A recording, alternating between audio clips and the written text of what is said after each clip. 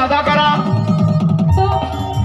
मानसी मानसी तुला चोरून जरी योग्यात मट झाला, चोरून जरी योग्यात मट झाला, खबर झाली कोली बराला, खबर झाली कोली बराला, लागलंय आता तुला सुटाया.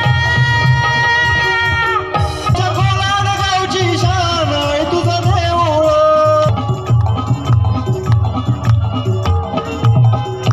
दोन बक्षीस देतोय आपण.